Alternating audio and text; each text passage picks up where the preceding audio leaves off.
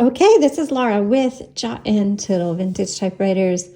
I have got a rare typewriter today. This is an Everest Deluxe. This is actually a K2 and it's a 1961. I had never heard of Everest before. It is an Italian typewriter and it's beautiful and it types very nice. This one also has an ITALIC font on it. I really just had a hard time finding information on the Everest, but I'll put what I did find down below. But basically, it's just, I guess they were founded in 1931, and then they were purchased by Olivetti in the 60s. I have heard rumors that it used to be called Saab, but I have not found any information that would confirm that. So that is simply a rumor that I have yet to confirm. But anyway, this is a tutorial video for you all, and I am really impressed with this typewriter. So first of all, let's go ahead. I guess let me take this out. And if you happen to have one, let's just take a look here.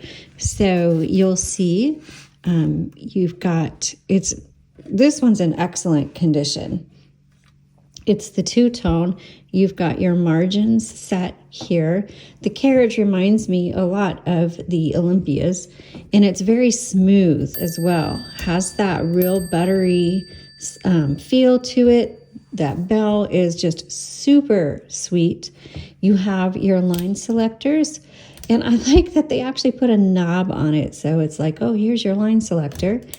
1, 2, and 3. And then the variable spacer is very easy to use. It's a lever back here. I don't know if you can see that. That's the lever. This is the variable spacer, meaning or it kind of releases the platen. So you turn your handle and you can hear it clicking. The variable spacer releases that, so if you need to line things up. And they also have the button in the left handle as well for the same thing.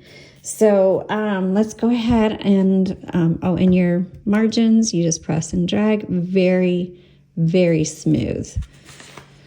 Let's go ahead and load some paper. I always like to make sure it's nice and even. Bring my margins in. Again, always make sure your paper is underneath this bar here, the paper bail. I'm going to move the carriage to the left, and we're going to open up the top. So you just pop that off, and you can see here it says Deluxe. This one is very, very clean.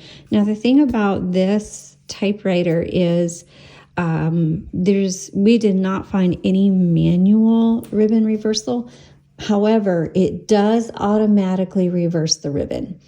So we have learned that. So on this one, you shouldn't have to worry about it stopping on you and you having to manually reverse the ribbon. It will automatically do that. Over here on the left side, this is your touch selector, and it just determines how hard these type bars are going to strike your paper. Okay, so I'm going to put the cover back on, and the thing with this cover is you have to do it at an angle. You put it there, kind of at an angle. There's a couple slots, and then you press down and make sure it snaps down all the way so that your handle here does not scratch your cover.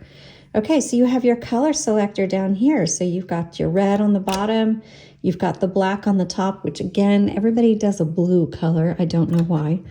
The white in the middle is the stencil setting, meaning the vibrator is not going to move up and down. The vibrator is the part of the typewriter that holds the ribbon. So if it's on the white, that vibrator is not going to move up, and which means your type bars aren't going to strike the ribbon, so it's not going to imprint. It's not going to type.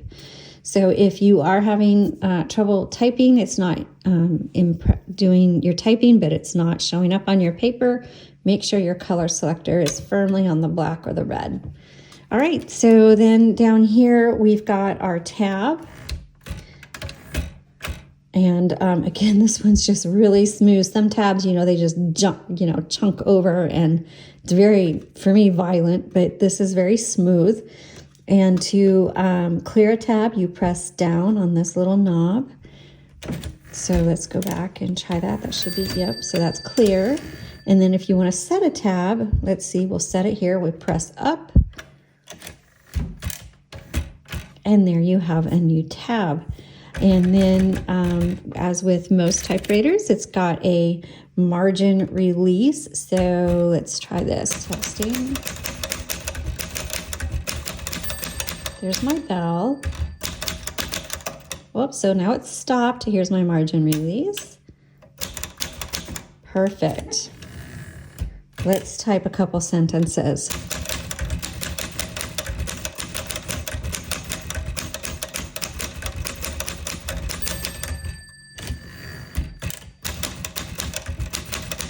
Oh, this is a lovely typewriter. I have it set on 2. Let's do another one.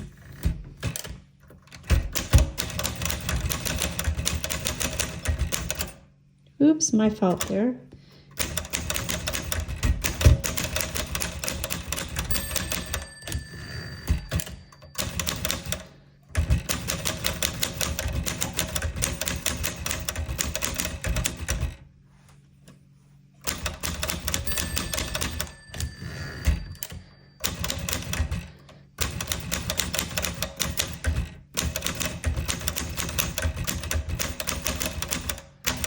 All right, let me pull this out so you can see the typeface. I can't tell if that's focusing or not, just because of where my phone is. But this is a beautiful. It typed very, very well.